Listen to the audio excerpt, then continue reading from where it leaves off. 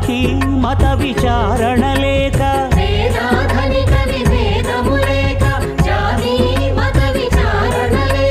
సర్వులు ఒకటై నిర్వహించుటకు సత్యదేవు వ్రతమొక్కటి సాక్షి.